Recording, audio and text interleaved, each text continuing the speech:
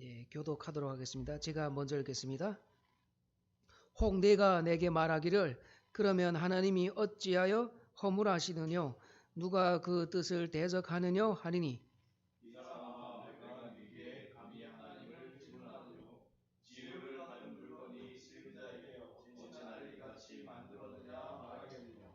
토기장이가 진흙 한 덩이로 하나는 귀히 쓸 그릇을 하나는 선이 쓸 그릇을 만드는 건이 없느냐.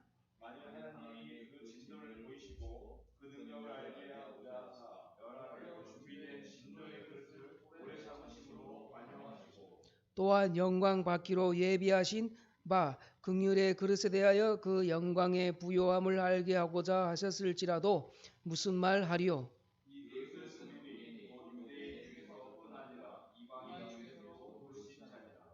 호세아 그래도 이르기를 내가 내 백성 아닌 자를 내 백성이라 사랑치 아니한 자를 사랑한 자라 부르리라.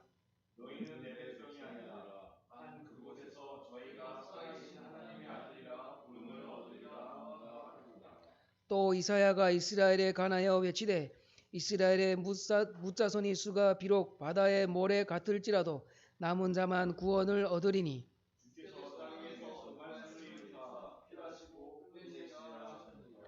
또한 이사야가 미리 말한 바 만일 만군의 주께서 우리에게 씨를 남겨두시지 아니하셨다면 우리가 소돔과 같이 되고 고모라와 같았으리로다 함과 같으니라.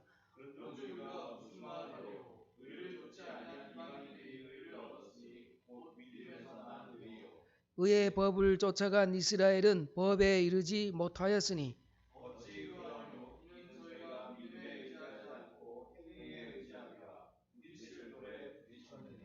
기록된 바 보라 내가 부딪히는 돌과 함께 읽겠습니다. 거치는 반석을 시온에 두노니 저를 믿는 자는 부끄러움을 당치 아니하리라 함과 같으니라.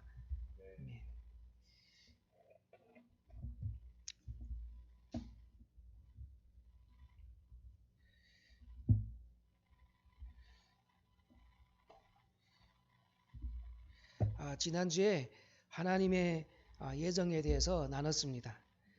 하나님의 예정은 하나님이 창세전에 계획하시고 역사적에 이루어 가신다라는 죄송합니다. 잠시만요. 예. 하나님은 어떤 사람은 구원하시고 어떤 사람은 멸망하시기로 영원한 작정을 하신 것을 하나님의 예정이라 이렇게 말씀드렸습니다. 하나님의 예정은 시간으로 보면 창세전에 계획하신 것이에요. 그리고 역사 속에서 이루어 가십니다. 이게 하나님의 예정은 관념으로 남는 것도 아니고 그 하나님이 창세전에 작정하셨는데 그것을 역사 가운데 구원의 서정 가운데 이루어 가신다라는 얘기입니다.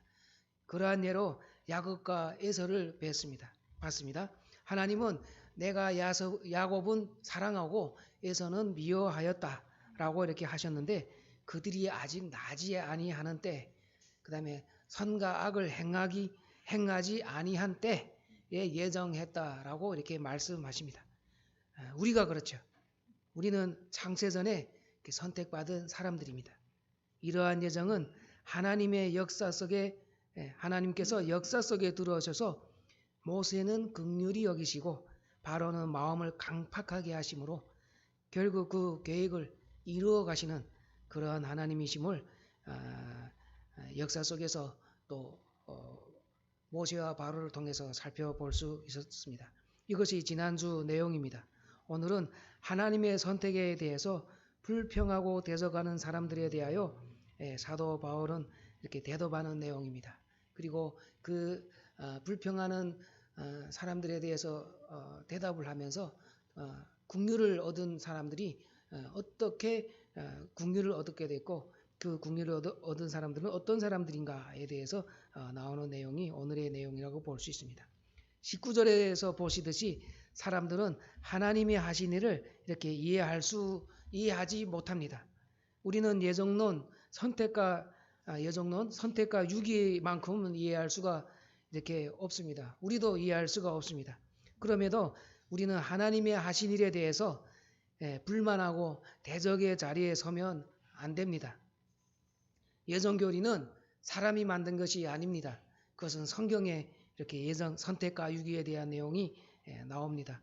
그런데 하나님을 허물하고 대적하면 되는가라고 이렇게 사도는 묻습니다. 사도는 하나님이 기쁘신 뜻에 대해서 누구든지 하나님께 힐문할 수 없다.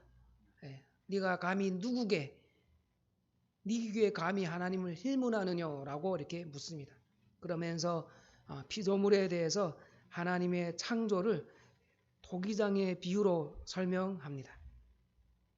20절에서 24절 말씀입니다.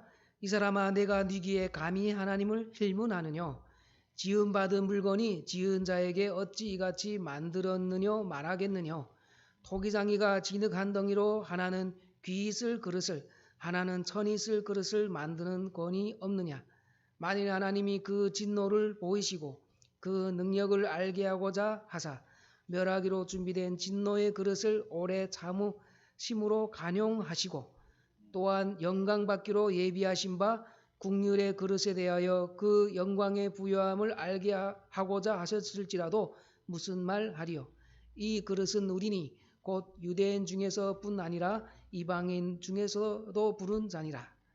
이렇게 하나님의 말씀입니다. 토기장 이렇게 비유는 구약에 또 여러 번 나옵니다. 이사야서 45장 9절에서 12절의 말씀에도 이렇게 토기장의 비유가 나오고요. 또 이사야서와 예레미야서에도 토기장의 비유가 여러 번 등장합니다. 이사야서 30장에도 나오고요. 이렇게 토기장의 비유가 나오는 이유는 하나님께서 단순히 그냥 토기장의 비유만 말씀하시는 것이 아니라 하나님의 창조주이시다라는 것을 알 수 있습니다. 그리고 우리는 피조물이다라는 이런 사실을 알 수 있죠.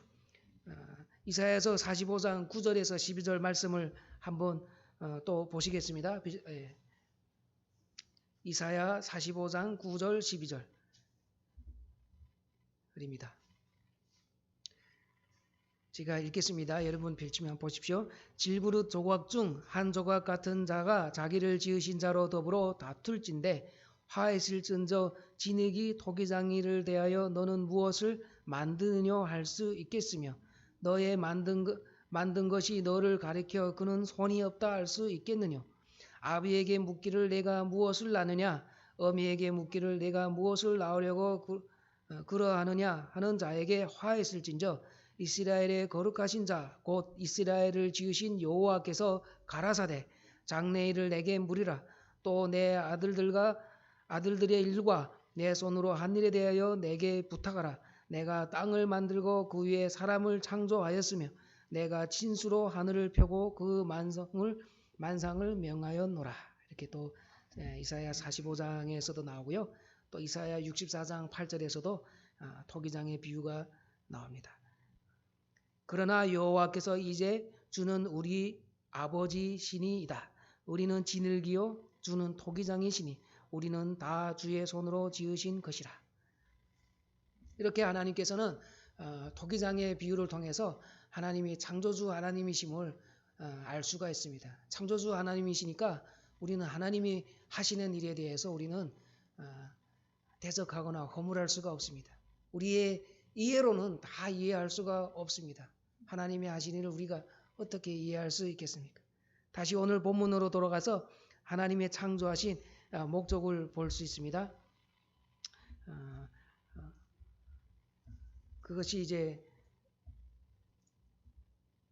22절인데요. 만일 하나님이 그 진노를 보이시고 그 능력을 알게 하고자 하사 멸하기로 준비된 진노의 그릇을 오래 참으심으로 간용하시고 이렇게 하시는데 하나님께서 진노의 그릇을 만드신 것은 만드셨다는 사실은 악한 자를 멸하시는 것을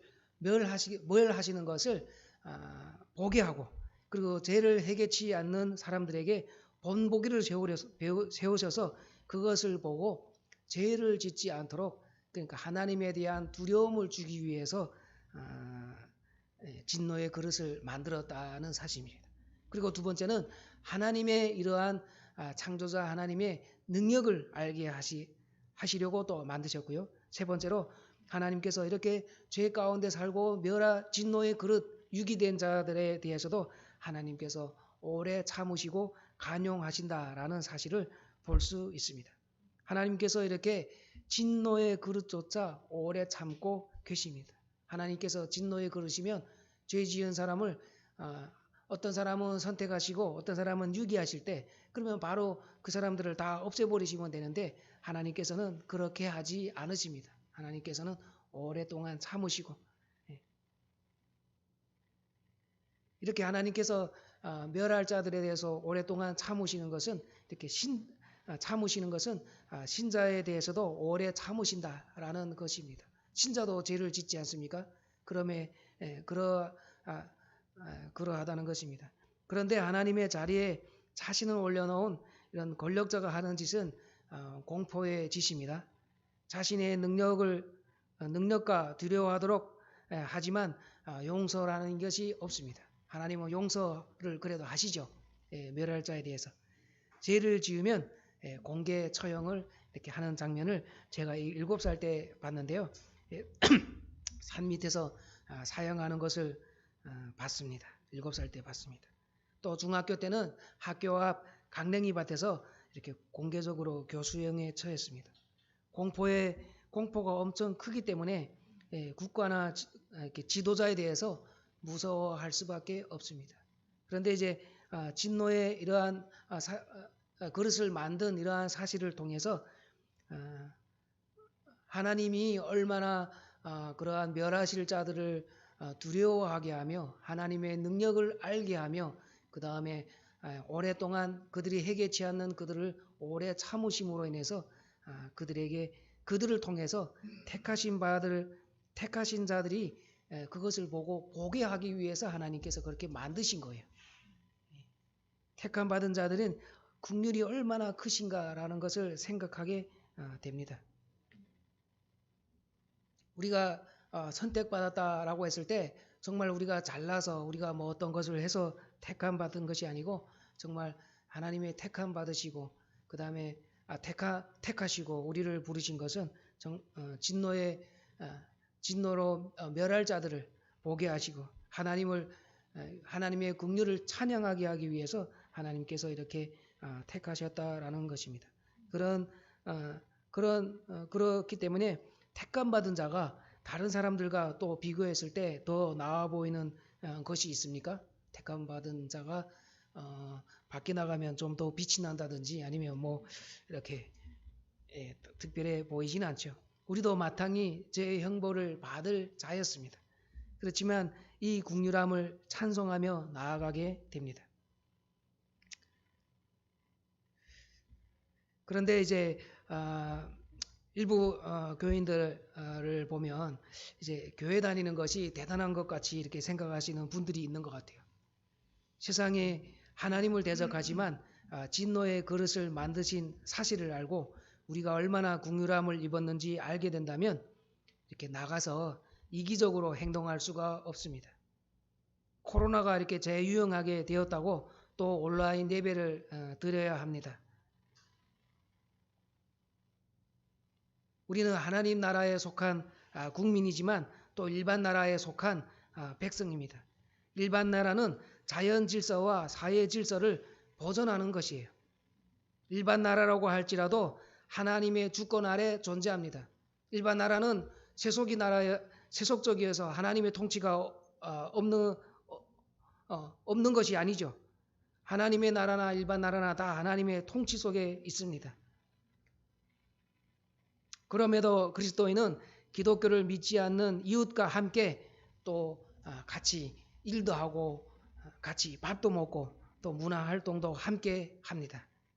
이스라엘 자손이 바벨론 포로로 시기에 바벨론에서 타향살이를 했을 때 바벨론과 똑같이 일반 나라에 참여했습니다. 그분들이 바벨론에 포로에 가서 아무것도 안 했을 것 같습니까? 우리는 바벨론에서 사는 그러한 타향살이하는 나그네와 같아요. 지금의 우리의 사는 삶이 그렇습니다. 그렇다고 그들과 똑같이 죄를 지어야 하는 것은 아닙니다. 이러한 우리가 바벨론의 사람들 같이 우리가 영적 대립은 있었지만 문화 활동이나 이런 것들은 다 공통적으로 참여하고 있다는 사실입니다. 70년이 끝나면 자기가 살던 집과 텃밭을 남겨두고 떠나야 합니다. 약속의 땅으로 다시 되돌아가야 될 것입니다. 오늘도 마찬가지입니다. 성도는 이 세상의 나라에 불신자와 함께 살아가고 있습니다. 그러나 교회에 속한 몸이죠. 그래서 교회는 나그네로 구성된 공동체로 존재하면서 이렇게 일반 나라와 함께 살아간다라는 것입니다. 교회에 속한 몸이라면 하나님의 주권과 통치를 따라 살아야 하는 동시에 이웃에 대한 배려가 필요합니다. 예의가 있어야죠. 교회 다니는 게 그렇게 대단한 건지 전 잘 모르겠어요. 교회 다닌다고 교인들도 뭐 정죄하고 그러지 않습니까? 뭐가 그렇게 대단한지 저는 잘 모르겠어요. 우리는 같이 살면서 예의를 지켜야 됩니다. 존경할 사람 존경하고 해야 됩니다. 우리는 살던 집과 통장과 나 안에 통장에 돈이 얼마 있든지 텃밭 이런 것들 다 두고 떠나야 할 그러한 몸입니다. 우리는 그렇게 떠나야 될 몸인데 이 땅에서 왜 그렇게 몸부림치는지 모르겠어요. 교회가 나가서 그리스도를 전해야지. 교회가 정치 행위를 하는 것이 참 나는 잘 모르겠어요. 잘 모르겠는 게 아니라 그렇게 하면 안 되죠. 신앙의 삶으로 살아가도록 하고 그 다음에 죄 짓는 이 세상하고 같이 문화활동에 같이 참가하면서 그들의 사회 질서를 유지하면서 살아가야 되고 그렇지만 우리가 죄를 미워하고 죄를 짓지 말아야 된다라는 것에서 우리는 또 영적으로 대립관계에 있기도 합니다. 이렇게 진노의 그릇을 만드신 목적과 같이 그들을 두려워하고 하나님의 능력을 알게 하고 오래 참으시고 간영하시는 하나님의 공의를 보면서 우리는 정말로 죄인이로구나. 죄로 인해서 멸망할 수밖에 없지만 하나님의 긍휼로 인해서 창송할 수 있게 한 것에 감사해야 되지 않겠습니까? 우리는 누구를 정죄할 수가 없습니다. 사람이 사람을 정죄할 수가 없습니다. 사람과 사람은 사랑으로 가야 합니다. 예의를 지켜야 합니다.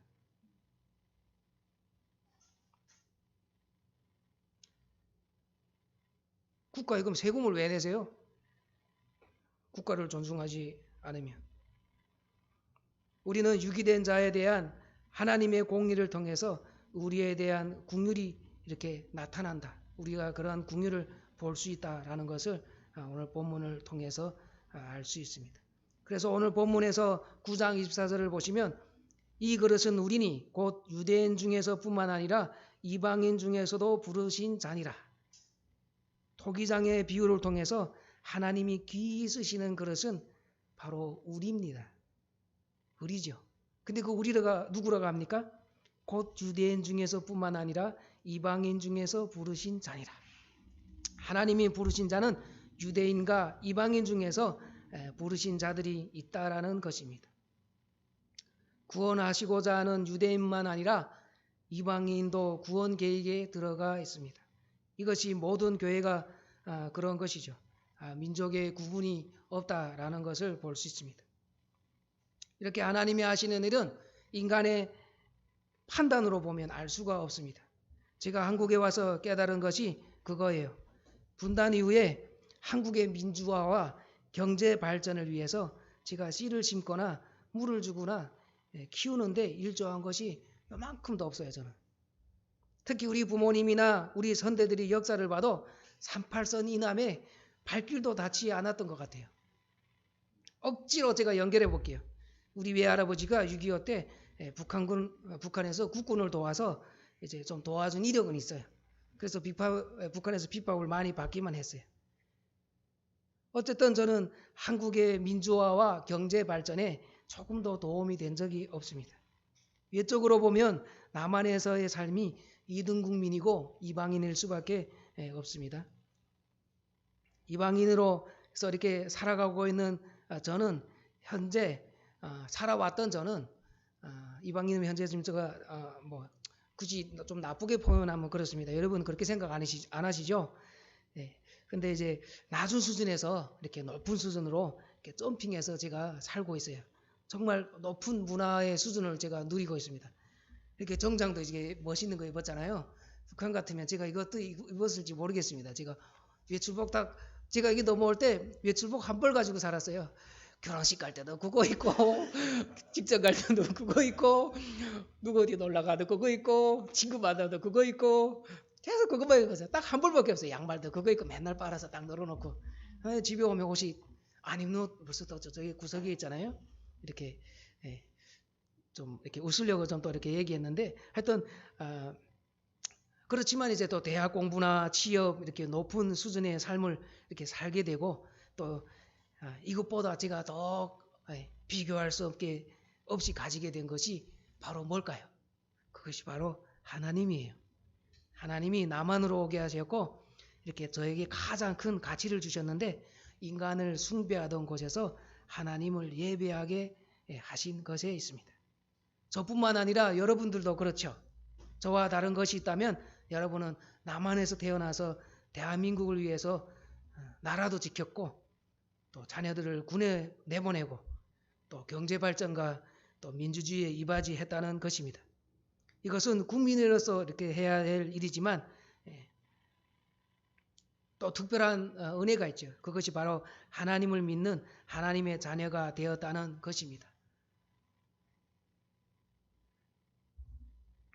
이렇게 저와 여러분이 서로 다른 곳에 있지만 여기 와서 가진 것이 공통으로 가진 것이 있습니다. 그것이 바로 질그릇이에요. 귀한 질그릇인데요. 보배라는 질그릇을 가졌다라는 것을 고린도 후서 4장 7절에서 15절의 말씀으로 이렇게 우리가 볼 수 있습니다. 고린도 후서 4장 7절에서 15절 말씀입니다.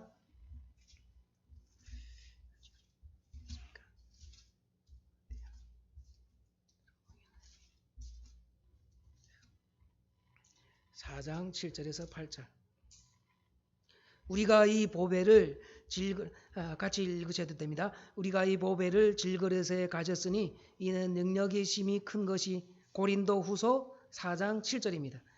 가졌으니 이는 능력의 심히 큰 것이 하나님께 있고 우리에게 있지 아니함을 알게 하려 함이라.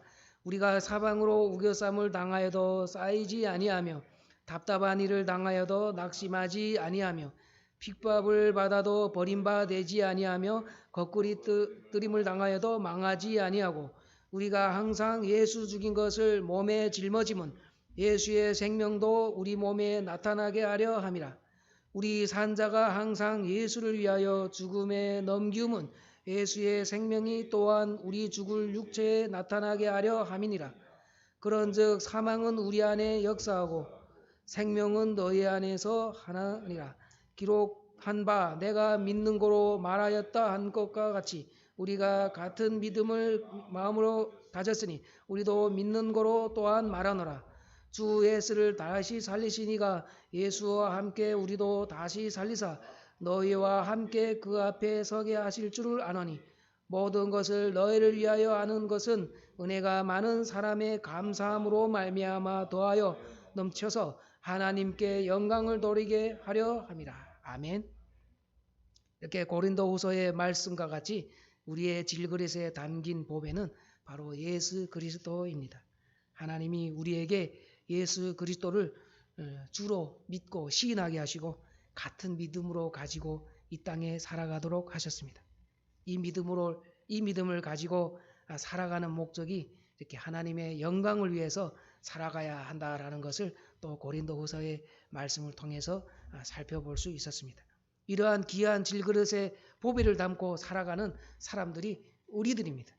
우리는 하나님의 이러한 능력을 따라 살아야 됩니다. 이렇게 우리가 진노의 이런 그릇을 만드신 그 이유를 통해서 공의의 하나님을 보게 되었고 그것을 통해 택하신 자들을 하나님께서 얼마나 긍휼히 여기시고 하나님을 영광을 바라보게 보며 살게 하는가를 이렇게 오늘 말씀을 통해서 살펴봤습니다. 다음으로 이와 같이 토기장의 비유에 따라 나오는 이러한 설명에서 이방인 중에 택하신 백성을 부르시는 내용이 로마서 9장 25절 30절의 말씀입니다. 로마서 9장 25절 30절입니다. 호세아 그래도 이르기를 내가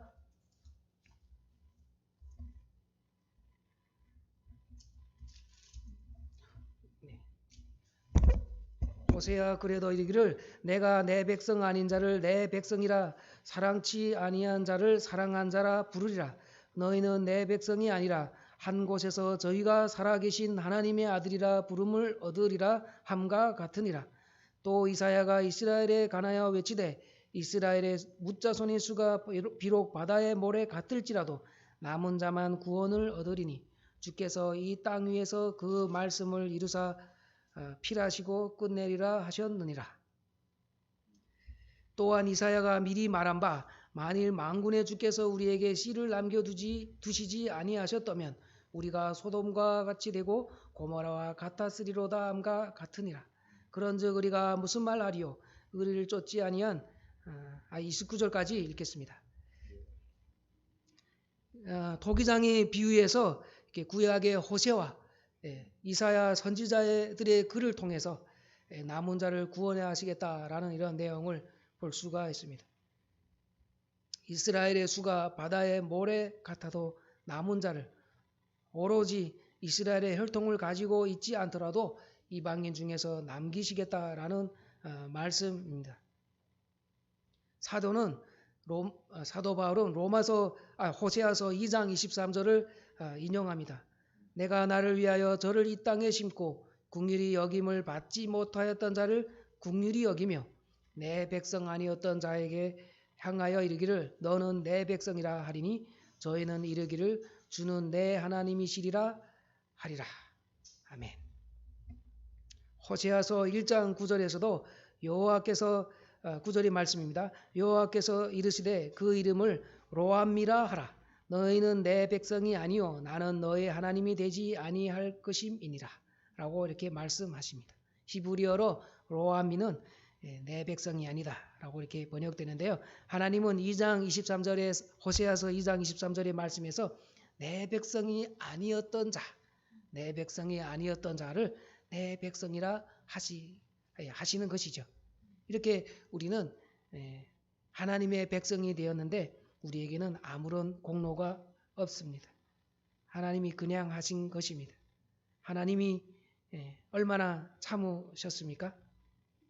저들은 하나님의 백성이 아니었는데 이방인 가운데에 있었으니 하나님의 백성이 가운데 있었고 하나님의 백성이 아니었지만 이제는 하나님의 백성이 되었습니다. 이사야서 10장 22절 23절의 말씀에서도 바다의 모래와 같을지라도 남은 자만 돌아오게 하시겠다라고 이렇게 하십니다. 사도 바울은 이렇게 하나님께서 씨를 남겨두지 아니하셨다면 소돔과 고모라가 될 것이었다라고 이렇게 얘기하는데요. 소돔과 고모라를 심판하신 것은 이렇게 하나님의 공의를 보게 하시고 보신 것입니다. 공의를 보게 하시려고 하신 것입니다. 소돔과 고모라의 멸망을 보게 하시면서도 그 씨를 남겨두셔서 구원받게 하셨어요. 하나님이 우리를 이와 같이 긍휼히 여기시고 내 백성이라 불러 주십니다. 우리에게 무슨 공로가 있으며 잘난 것도 없고 교회 다니는 것이 대단한 것처럼 이 세상에 나가서 질서도 지키지 않고 또 자기 이웃에 대해서도 예의를 지키지 않는 그러한 교만한 행동은 내려놔야 됩니다.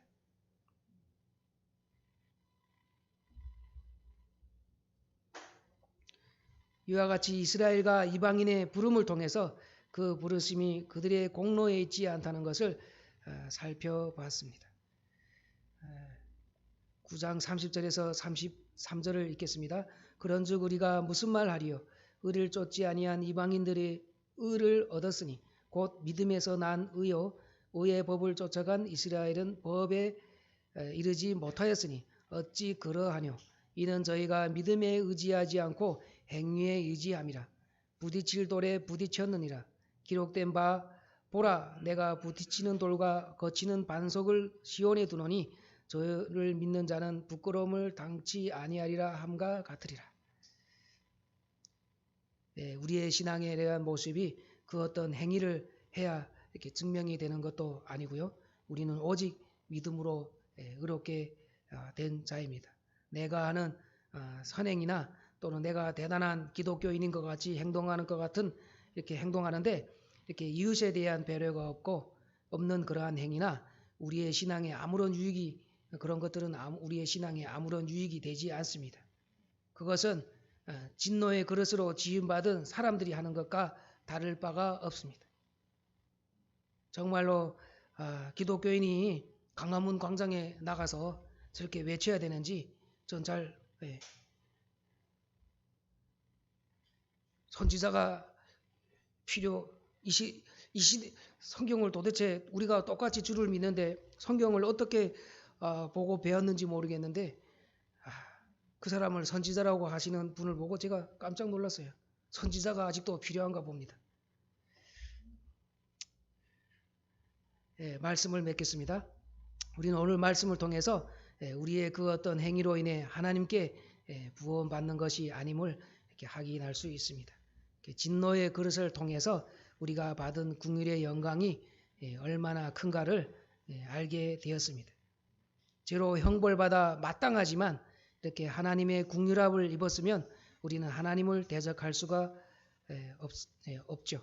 그리고 이웃에 대해서도 정죄하거나 판단할 수가 없습니다. 택함을 받은 자는 하나님의 나라에 살지만 동시에 일반 나라에 살기에 이렇게 이웃에 대해서 또 이웃을 사랑하는 그러한 일들을 또한 해야 됩니다.